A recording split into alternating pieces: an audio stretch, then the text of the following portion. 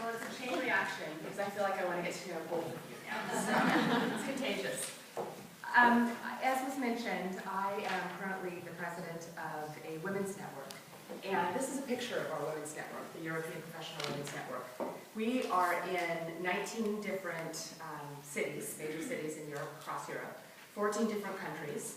We have more than 3,500 members. We have more than 400 events that we host across Europe every year. So we are every month hosting at least 1, 2, or 3 events in our major cities that you see there. We're about to launch in Romania and Warsaw. So we have a lot of activities like mentoring programs. We have events where we just get together and share stories and develop sponsors. We have programs where we're focused on engaging men. So what I want to talk to you briefly about, there's the network. It's incredible. You can learn more on the internet, and it'll give you, the website will give you a lot of robust information. What I want to talk now briefly about, very briefly, is the fact that I also work in leadership programs for organizations. And I want to talk about something that was an aha moment for me at a certain point in my career. I have 23 years of business experience at this point. And it was that I was blind to culture barriers. And what I mean by, how many of you, first of all, work in a country that is not your own, where you were born? Work in a country that you were not born in. Okay. I want to see how many of you relate to this, because I did a poll to all of our presidents across all of our city networks in the last 2 days. I sent it out to all of the leaders, but all of the presidents. And I'd say 75% of them are from a different country in which they're president of the network, which is amazing. So I was the founder of Spain. I'm American. I moved to Spain 8 years ago. I'll tell you a bit about that. The woman who's president of Paris is from London. So everyone, the president of Germany is from Romania. It's remarkable. And I was curious about that. Like, why is that? So what I learned, and real quick, so I grew up like a few of you on the farm girls who are here, yay. I'm from California, and I grew up in a Central Valley farm. Literally from the age 7, I was out there baling hay, milking the cows, moving the pipes, driving the truck for alfalfa. I mean, I could drive any caterpillar out there. And my sister and I could, and my brothers and nephews were all part of the business. But what I learned early on, at about 15, I learned that my dad was preparing my brother to take over the business, and he was investing in his future. And my sister and I both really recognized that, but we were sort of like, we wanted to question it, because we really didn't think it was right and fair, and we were really, we thought we were smart. And we thought we were smarter than my brother, of course, you always do. And so we really felt like, we wanted to question it. But when we did, we became sort of the black sheep in the community and in the family. If we pushed too hard, they pushed back and said, hey, you are meant to get married. And I was first generation, my parents were first generation from the Netherlands. Very conservative, farming family, agriculture. My dad's a very successful entrepreneur. And I learned a lot from him to this day. I will give him a lot of credit in my career aspirations. So what we learned is if you push back, you are excluded. And you become a black sheep. So then I started my career. I realized I had to leave there, like the woman had to leave the sheep farm in New Zealand, in order to drive and build my own career. I did that, moved to the big city, moved to Los Angeles. I ultimately joined Russell Reynolds, one of the recruiting firms, and worked there, and worked my way up to become a partner. So I became a partner, in fact, one of the youngest female partners in the firm at that time. I ran the entertainment practice. Just like Sue, the recruiting CEO from Norman Broadbent, and I've met with a lot of recruiters this week while I'm in London working, just to kind of explore this industry a little bit more. Like Sue, I said, I have no barriers. I made it to partner. I really felt like, there's no barriers, and I still believe that. This continued. And my gender blinders were on, or my culture blinders, but I'm going to tie that to gender blinders, were on.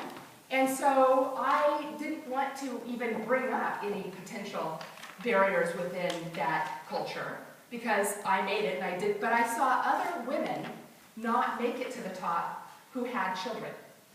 I saw them all fall off. And I didn't have children. So I continued to make it. And the ones who did make it either didn't have children, so that's my new thing. I'm surveying all the recruiters now to find out if they have children. So, they didn't have children or have stay-at-home working husbands. Or got divorced. The divorce rate's high in the industry. You know, so I kind of know the industry, and I think it's powerful that Sue became CEO, and I love the fact that in the UK, I've now heard from some of the top recruiters that the 9 best recruiters, top board recruiters, are women. So it's fantastic. So then I moved on, and they sent me to the Harvard Executive Management Program. I went there for 4 months, and you had to live on campus 7 days a week. And Russell Reynolds, I was a high performer, they sent me there. I was one of 10 women with 110 men. So again, I was like, wow, okay, something's starting to click here.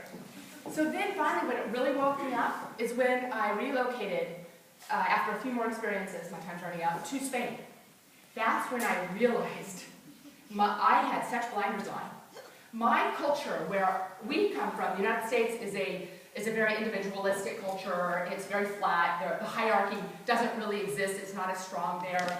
It's more explicit, not implicit. There's all these different categories of culture. Suddenly, Spain was all about hierarchy, relations. The barriers that they were facing were completely different than the barriers that I had even ignored or faced.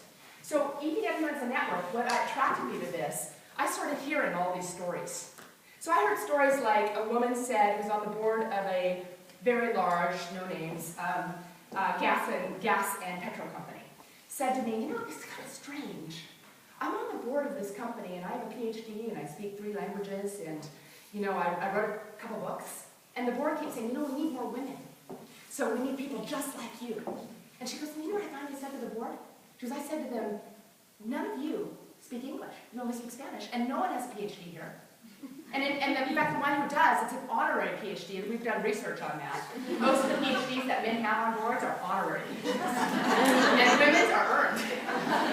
And so I'm just putting the elephant on the table because I actually believe, after now living in Europe and moving to Spain 8 years ago, these barriers are real. They exist. I hear the stories. As the president of the network, the privilege I have is I get to hear all the stories across all the networks. And the stories are amazing. And they're chilling. Because I hear the stories where a CEO says to a woman, in the last year of a top technology company, hey, if you wear a skirt around here, you're not going to get too high in the leadership pipeline. You know, things that we take for granted are advantages. We're blind for our advantages. So I think even in the United States we have great opportunities, in the UK great opportunities, different obstacles and different pathways that Italy, Germany, Romania, Spain are taking to get to their gender balance. So I just challenge all of you to figure out what your story is and figure out if you have blinders on, culture blinders that are restricting you from seeing, you know, what are the obstacles that other women are facing that maybe we personally aren't facing. And so how can we embrace, that's what our network does, we share stories, we support each other, where an obstacle in Amsterdam is a different obstacle in Portugal. And so we support women who are members of our group in conquering their obstacles because our end game is the same. We just have different stories and different pathways that we're going to get there.